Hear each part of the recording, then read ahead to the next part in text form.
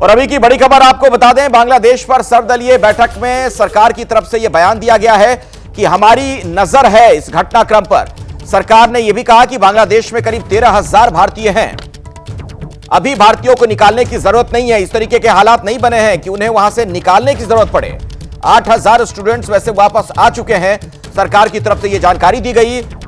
यह भी कहा गया कि एम्बेसी के सभी लोग बिल्कुल सेफ हैं। शेख हसीना पर अभी फिलहाल कोई निर्णय नहीं लिया गया है। शेख हसीना की सुरक्षा का ख्याल रखा जा रहा है। अगले कदम की प्रतीक्षा है कि शेख हसीना क्या कदम उठाती हैं, उसके बाद भारत सरकार इस पर फैसला लेगी। तो बांग्लादेश में करीब 13,000 भारतीय हैं, लेकिन सरकार ने यह भी कहा कि अभी वैसी कोई चिंता की बात नहीं है कि उन्हें फौरन वहां से निकाला जाए। ये तस्वीरें भी आप देख रहे हैं, कुछ देर पहले सर्वदलीय बैठक हुई थी। इस बैठक में तमाम दलों के नेता पहुंचे थे और सरकार के अलग अलग मंत्रालयों के मंत्री भी थे। एस जयशंकर ने अपने एक्स पोस्ट के जरिए यह जानकारी दी है। आप देख रहे हैं, उन्होंने जो कुछ उस पर लिखा, उन्होंने कहा कि जो बांग्लादेश में अभी घटनाक्रम जारी है उसी पर यह ब्रीफिंग दी गई है, पूरी जानकारी दी गई है और तमाम दल के नेताओं से सलाह मशविरा भी किया गया है। इस घटनाक्रम पर भारत सरकार की नजर है, चूंकि हमारा इमीडिएट नेबर है बांग्लादेश और बहुत बड़ी जो सीमा है सैकड़ों किलोमीटर की वो लगती है हमारी बांग्लादेश के साथ। ऐसे में बांग्लादेश के जो हालात हैं उसका हम पर भी असर हो सकता है। मेरे साथ मेरे दो सहयोगी अभी मौजूद हैं जो इस पूरी खबर पर जानकारी हम तक पहुंचाएंगे। मनोज्ञा हमारे साथ जुड़ी हुई हैं और आशीष कुमार सिंह भी हमारे साथ मौजूद हैं। मनोज्ञा, पहले आप बताइए, जो आज की बैठक हुई सर्वदलीय, उसमें कुछ क्या फैसला भी लिया गया है, कुछ और जानकारी निकलकर सामने आ रही है? बहुत बड़ा फैसला ये लिया गया है कि अब फिलहाल संसद पर इस पर किसी तरह की टिप्पणियां या फिर बहस होने की संभावनाएं दिख नहीं रही हैं, क्योंकि पूरा पक्ष और विपक्ष एक साथ एक बेंच ही नहीं बल्कि एक मंच पर नजर आ रहा है। खासतौर से बांग्लादेश के मुद्दे पर, जहां पर विपक्ष के जितने भी नेता शामिल थे उन्होंने ये जरूर कहा कि उन्हें सरकार पर भरोसा है कि आने वाले दिनों में जो भी कदम उठाए जाएंगे वो देश हित में होंगे। लेकिन सरकार ने भी अपनी मंशा पूरी तरह साफ कर दी है, जिसमें एस जयशंकर जो विदेश मंत्री हैं उन्होंने ये कई बहुत महत्वपूर्ण बातें कही। पहला ये कहा कि भारत इन स्थितियों को गंभीरता से ले रहा है, ऑब्जर्व कर रहे हैं, हम मॉनिटर कर रहे हैं। जो 13,000 लोग वहां पर हैं उनमें से 6,000 से ज्यादा स्टूडेंट्स इस समय भारत में हैं, वापस आ चुके हैं। लेकिन जो भी है वहां पर, उनकी स्थिति वहां पर बांग्लादेश की ऐसी नहीं है कि उन्हें इमीडिएटली वापस भारत लाना पड़े। दूसरा, इस समय फिलहाल एयरपोर्ट या फिर रेलवेज या फिर बाकी सारी क्योंकि सुविधाएं पूरी तरह से ठप हैं, ये ऐसे में विचार किया जाएगा कि अगला कदम भारत का क्या होगा। राहुल गांधी जो इस समय नेता विपक्ष हैं, उन्होंने दो सवाल जरूर किए। उन्होंने ये पूछा कि क्या इस मामले में भारत कोई विदेशी हाथ या कोई विदेशी ताकत को भी देखता है, जिस पर यह साफ कर दिया गया कि फिलहाल इस बात की पुष्टि भारत नहीं कर सकता है, लेकिन भारत इसको बड़ी जानकारी आप दे रही हैं मनोज्ञा। अपने दर्शकों को बता दें, अभी की बड़ी खबर है, सभी दलों की बैठक में राहुल गांधी ने सरकार से पूछा बांग्लादेश में जो कुछ भी हुआ क्या उसमें किसी दूसरे देश का हाथ है। सरकार का बांग्लादेश को लेकर लॉन्ग टर्म प्लान क्या है, नई सरकार जो बांग्लादेश में बनेगी उसके साथ सरकार की नीति क्या रहेगी। तो ये कुछ सवाल राहुल गांधी की तरफ से इस बैठक में पूछे गए। आशीष, ये जो सवाल पूछे गए हैं उसमें खासतौर पर जो ये पूछा गया कि बांग्लादेश में जो सरकार बनेगी उसके साथ सरकार की नीति क्या होगी भारत सरकार की, इस पर अभी कैसे कोई निर्णय लिया जा सकता है जब तक कि अंतरिम सरकार बन ना जाए?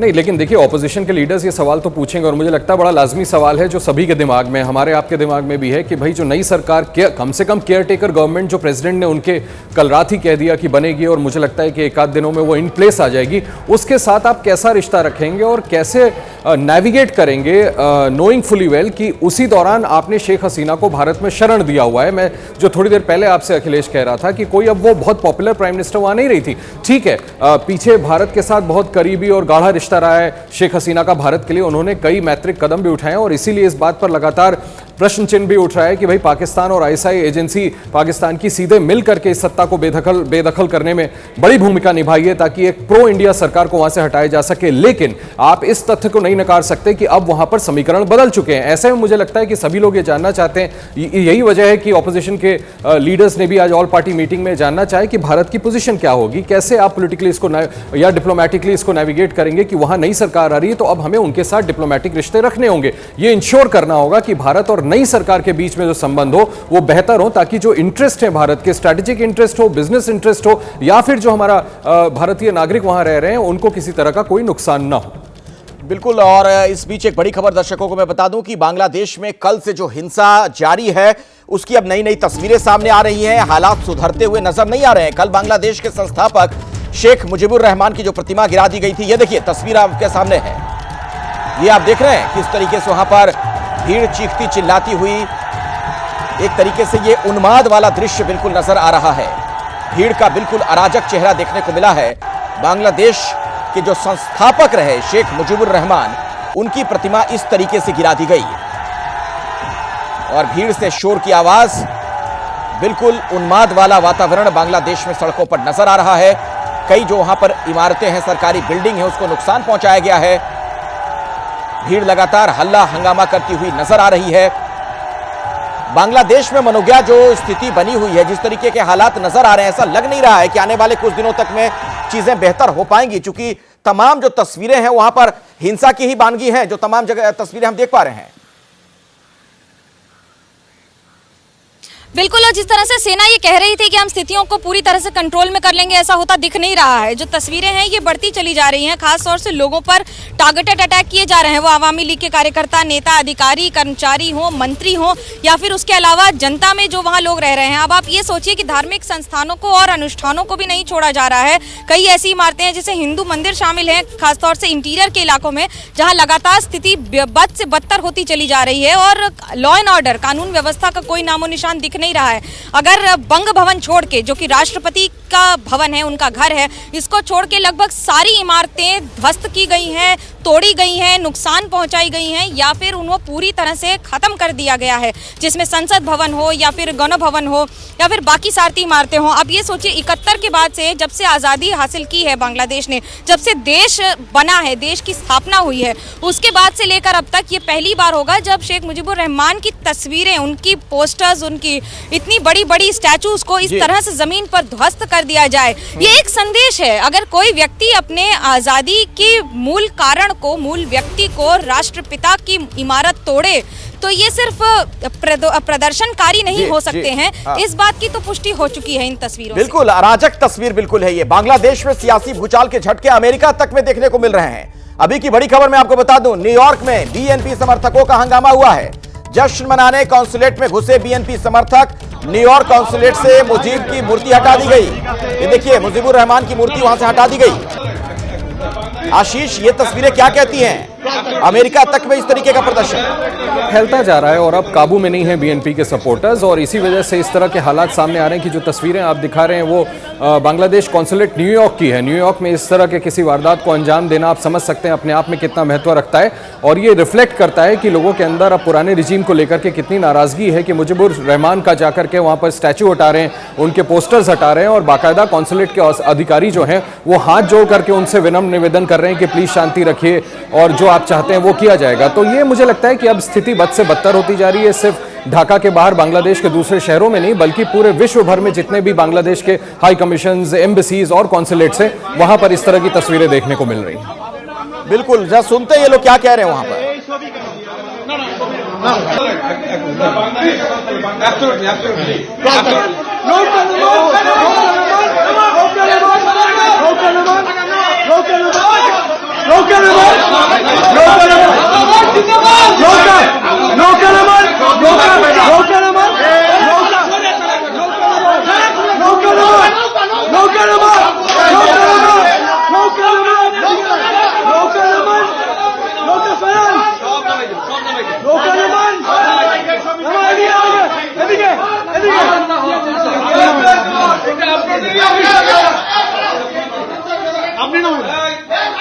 इन प्रदर्शनकारियों का आक्रोश जरा आप देखिए। मुजीबुर रहमान की तस्वीर जो वहां पर रखी हुई थी, उस तस्वीर को हटा दिया गया। ये न्यूयॉर्क की तस्वीर अपने आप में बहुत चौंकाने वाली है। ढाका में सरकारी इमारतों, मंत्रियों के आवास आग के हवाले कर दिए जा रहे हैं। ढाका की सड़कों पर लगातार हमले हो रहे हैं। तस्वीरें भी हम आपको दिखाएंगे। बांग्लादेश में हिंसा का दौर थमने का नाम नहीं ले रहा है। मंत्रियों के आवास में भी आग लगा दी गई है। आगजनी की घटना सामने आ रही है। सरकारी दफ्तरों को, घरों को फूंका जा रहा है। ये काला धुआं उठता हुआ आसमान में आपको नजर आ रहा है। बांग्लादेश में बगावत की आग, मंत्रियों के घरों पर अटैक हो रहा है। भीड़ बेहद आक्रोशित है, गुस्से में है, और उसकी परिणति ये तस्वीरें जो आप देख पा रहे हैं, कुछ सरकारी दफ्तर हैं, कुछ मंत्रियों के आवास हैं, जहां पर आगजनी की घटना को अंजाम दिया जा रहा है। तो अभी भी वहां पर बिल्कुल अराजक माहौल। सड़कों पर अगर आप देखें, लोग हाथों में लाठी डंडे लिए हुए घूम रहे हैं। आम लोग ऐसे में किस कदर डरे हुए होंगे, उसका अंदाजा आप लगाइए किस तरीके की स्थिति बनी हुई है बांग्लादेश में। अंतरिम सरकार बनाने की कोशिशें की जा रही हैं। राष्ट्रपति भवन तमाम विपक्षी नेता पहुंचे भी थे, लेकिन ये रास्ता निकलेगा कैसे, बीच का रास्ता कैसे निकलेगा, गतिरोध समाप्त कैसे होगा, लोगों का जो ये गुस्सा है ये कैसे ठंडा होगा, ये बड़ा सवाल बना हुआ है। मंत्रियों के घरों पर अटैक किया जा रहा है और जिस तरीके से हिंसक आंदोलन हो रहा है, कईयों की जान इसमें जा रही है। ये ढाका का हाल है, आप देख रहे हैं वहां पर जो राजधानी में किस तरह की स्थिति बनी हुई है, बिल्कुल लॉलेसनेस है। कहीं भी ऐसा लग नहीं रहा है कि कोई कानून का राज हो। अराजक भीड़ हर तरफ घूमती हुई नजर आ रही है, जिसे जो जहां मिल रहा है, कोई सामान लूट ले रहा है, कोई आगजनी की घटना को अंजाम दे रहा है। खास तौर पर मंत्री उनके निशाने पर हैं। मंत्रियों के घरों में आग लगाने की कई घटनाएं सामने आई हैं। कई सरकारी जो बिल्डिंग से इमारतें हैं वो आग के हवाले कर दी गई। दो तस्वीरें आपके सामने हैं, ढाका की तस्वीर, दूसरी तरफ न्यूयॉर्क की तस्वीर। यहां तो हद ही हो गई। आप सोचिए, न्यूयॉर्क में, अमेरिका जैसे देश में, जहां पर सुरक्षा की इतनी तगड़ी व्यवस्था रहती है, कॉन्सुलेट के अंदर बीएनपी समर्थक घुस गए और मुजीबुर रहमान की जो तस्वीर वहां पर लगी हुई थी उसे हटा दिया गया। ढाका में सरकारी इमारतों और मंत्रियों के आवास को आग के हवाले कर दिया गया। प्रदर्शनकारी लगातार ढाका की सड़कों पर हमले कर रहे हैं। शेख हसीना के जाने के बाद देश के कम से कम 44 जिलों में ये हमले हो चुके हैं। सरकार के 9 मंत्रियों, राज्य मंत्रियों और कम से कम 27 सांसदों के घरों में तोड़फोड़ की गई, आग लगा दी गई। अलग अलग जिलों से जो हमें जानकारी बांग्लादेश से मिल रही है, कई सरकारी इमारतों पर हमला किया गया है। 39 जिलों में जनप्रतिनिधियों के घरों में, आवामी लीग के कार्यालयों में खासतौर पर आग लगा दी गई है। पुलिस स्टेशनों पर हमला बोला गया है। और कब तक बांग्लादेश में इस तरह की स्थिति बनी हुई रहेगी, बड़ा सवाल तो यह है, क्योंकि एक आम जो शहरी है, जो वहां का रहने वाला आम नागरिक, वो बहुत ज्यादा अभी डरा हुआ होगा, घबराया हुआ होगा। हिंसक भीड़ का जो चेहरा नजर आ रहा है, लोग लूटपाट करते हुए दिख रहे हैं। प्रदर्शन दूसरी बात होती है, लेकिन किसी प्रदर्शन के दौरान अगर भीड़ आग लगाने लगे, सामान लूटने लगे, तो इस अराजक भीड़ को लेकर क्या कहा जाए।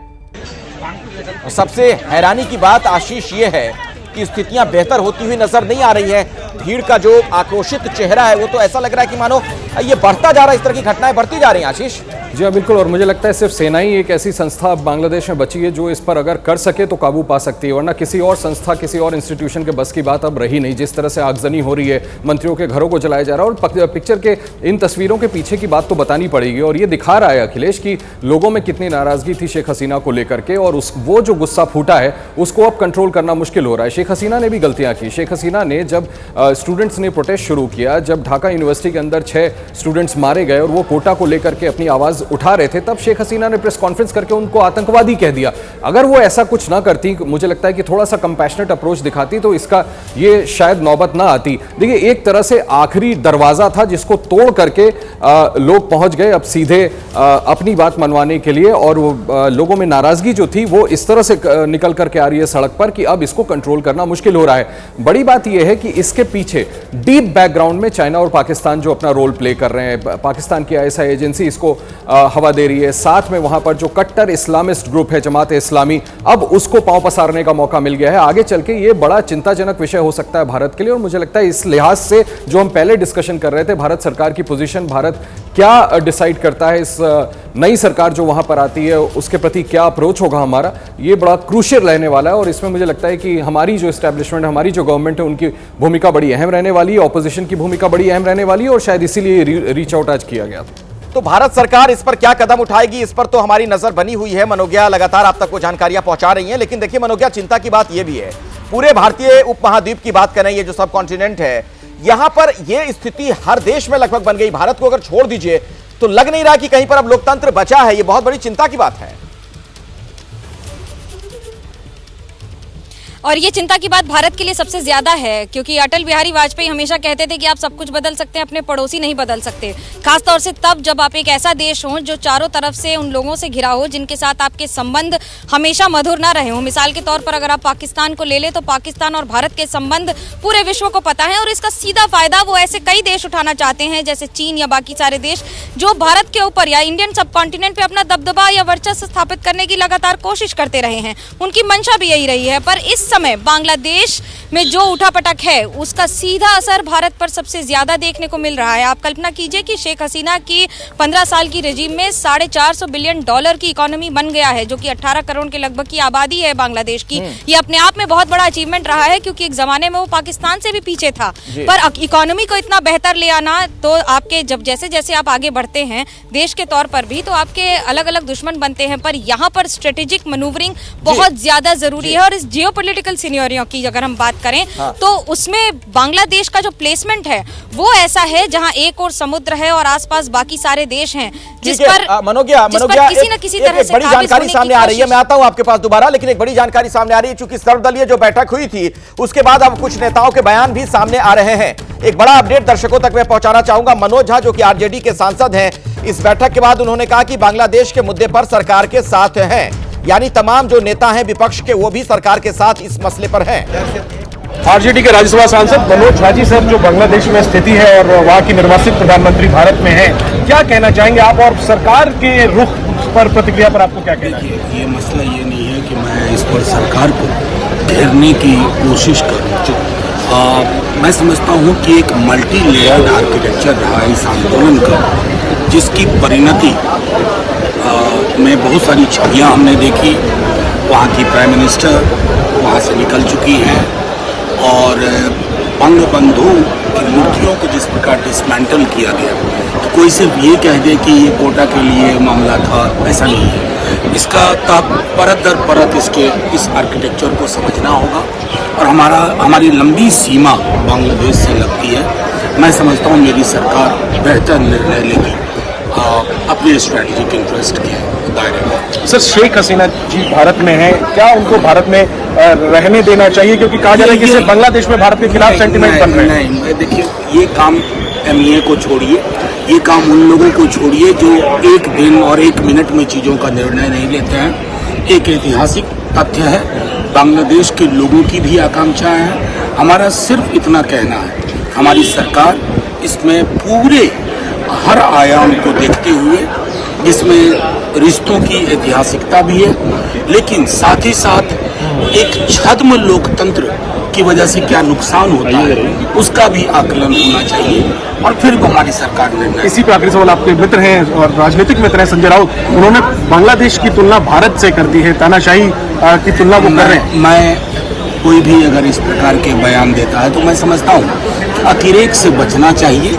हिंदुस्तान के लोकतंत्र, जिस नेहरू जी को ये लोग न जाने क्या क्या कहते हैं, उन्होंने बुनियाद इतनी मजबूत कर दी है ना लोकतंत्र की, यहाँ सत्ता का हस्तांतरण हमेशा पीसफुल होगा, और यही हिंदुस्तान है। तो राजनीति से ऊपर उठकर प्रतिक्रिया सुनने को मिल रही है पक्ष की या विपक्ष की, और मनोज झा ने कहा है कि भारत के पहले प्रधानमंत्री नेहरू जी ने देश के लोकतंत्र की नींव इतनी मजबूत रखी है भारत के कि इस लोकतंत्र पर कोई खतरा नहीं हो सकता। Jainendra Kumar, ABP news, Delhi. तो बहुत ही मैच्योर स्टेटमेंट दिया है मनोज झा ने, और इसके पहले संजय राउत ने दरअसल जो बयान दे दिया था उसको लेकर कई गंभीर सवाल भी खड़े हो गए थे कि ऐसे मामलों में भी क्या राजनीति होनी चाहिए।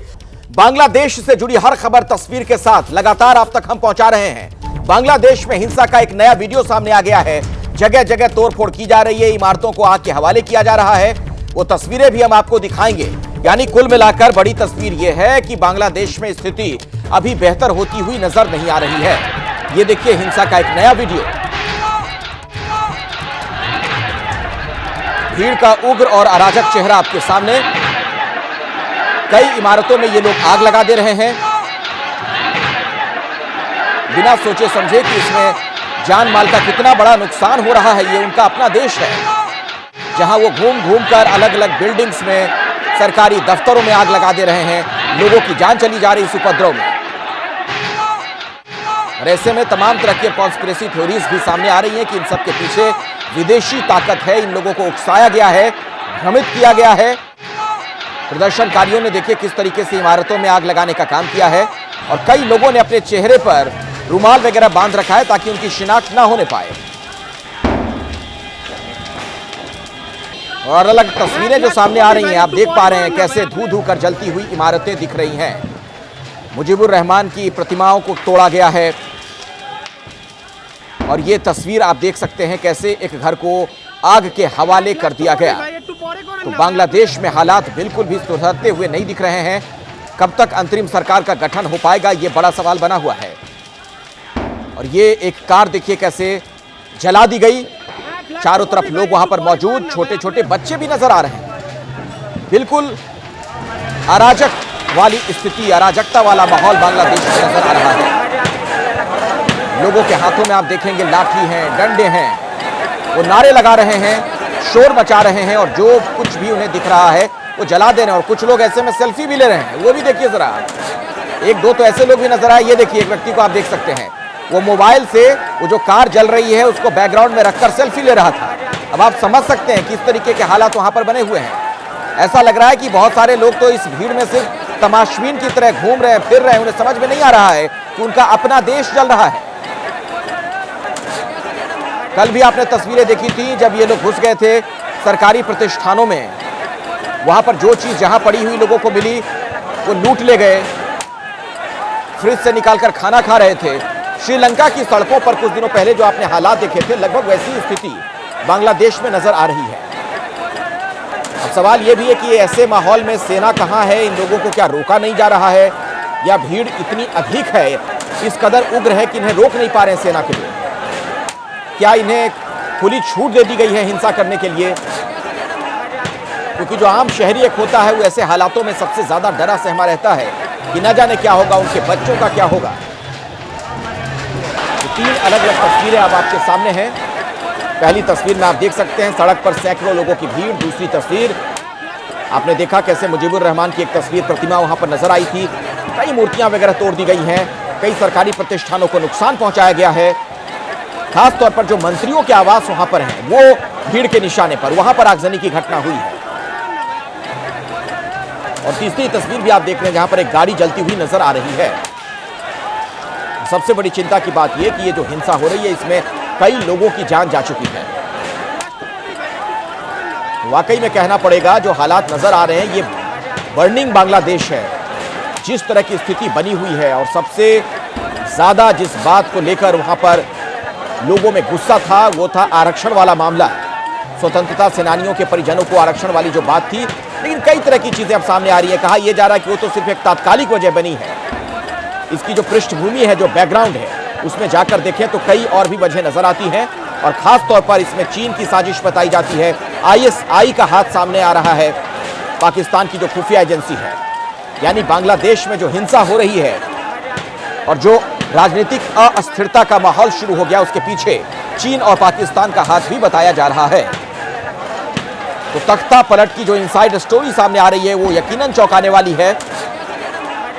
और हमारे लिए, भारत के लिए इसलिए बहुत ही ये घटनाक्रम अहम हो जाता है क्योंकि हम बिल्कुल पड़ोसी मुल्क हैं। सैकड़ों किलोमीटर की हमारी सीमा बांग्लादेश के साथ लगती है।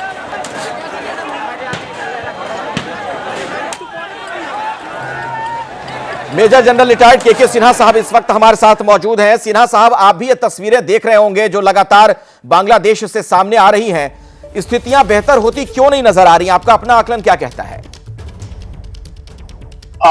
देखिए, जो चीजें हैं जो हमारे सामने दिखाई दे रही हैं और जिनको हम आप डेली अब ऐसा लगता है कि पूरे सब कॉन्टिनेंट के अंदर में ये चीजें चल रही हैं।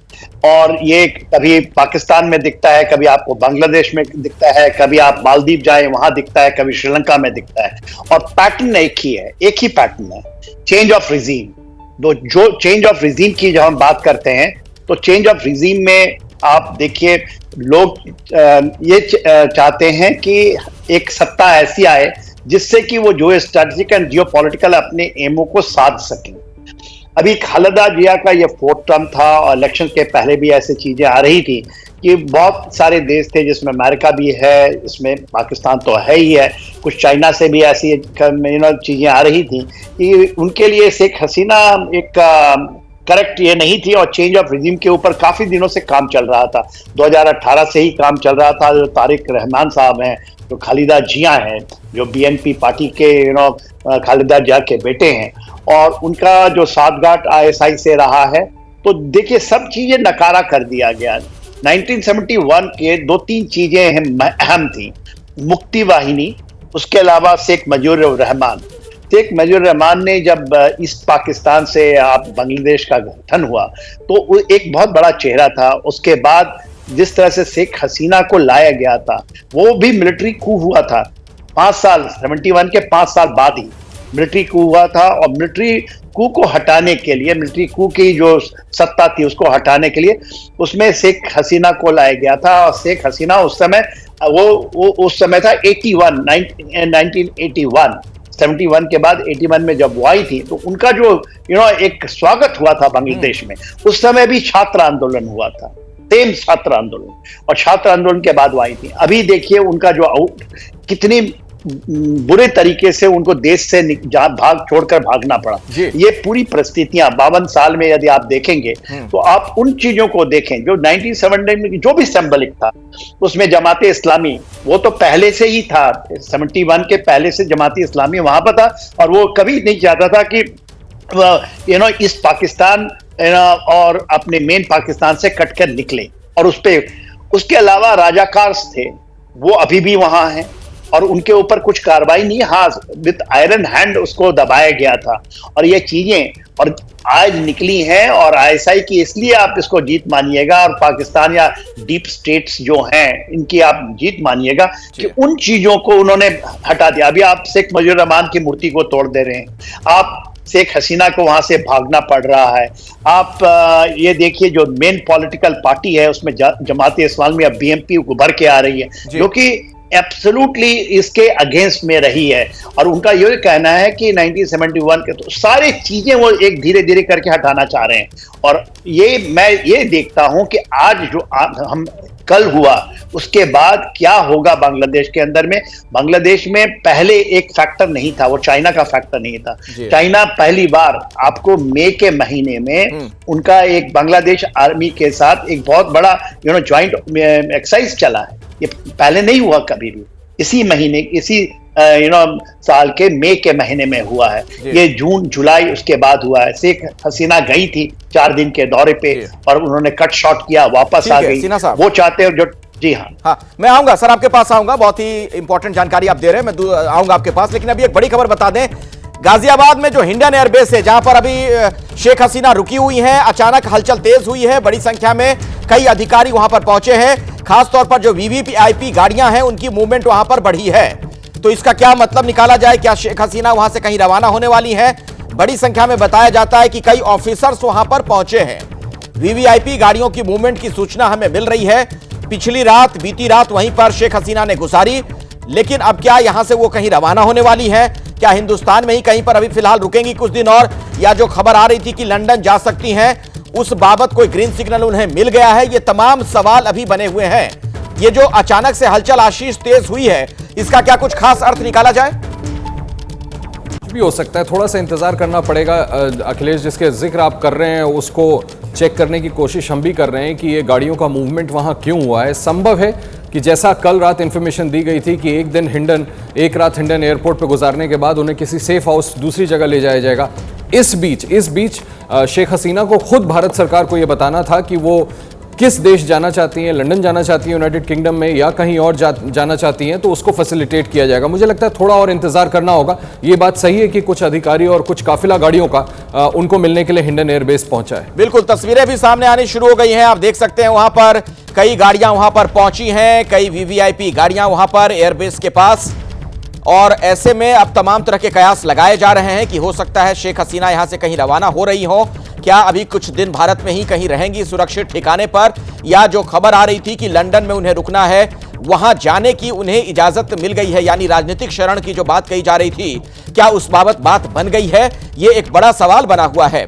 लेकिन अचानक से खबर हमें यह मिल रही है कि हिंडन एयरबेस के आसपास गतिविधियां कुछ तेज हुई हैं। वहां पर कई गाड़ियां पहुंची हैं। तो क्या यहां से शेख हसीना को अब ले जाया जाएगा, यह बड़ा सवाल है, या फिर कुछ अधिकारी इसमें पहुंचे हैं जो कि उनसे मिलेंगे, उनसे बातचीत करेंगे, क्योंकि अजीत डोभाल पहुंचे थे, एनएसए जो है उनकी मुलाकात हुई थी। और वरुण जैन मेरे साथ जुड़ रहे हैं इस वक्त इसी खबर पर, अधिक जानकारी आप तक पहुंचाएंगे। वरुण, कुछ पता चल पाया है कौन से ऑफिसर्स पहुंचे हैं और ये जो मूवमेंट है इसका क्या मतलब निकाला जाए?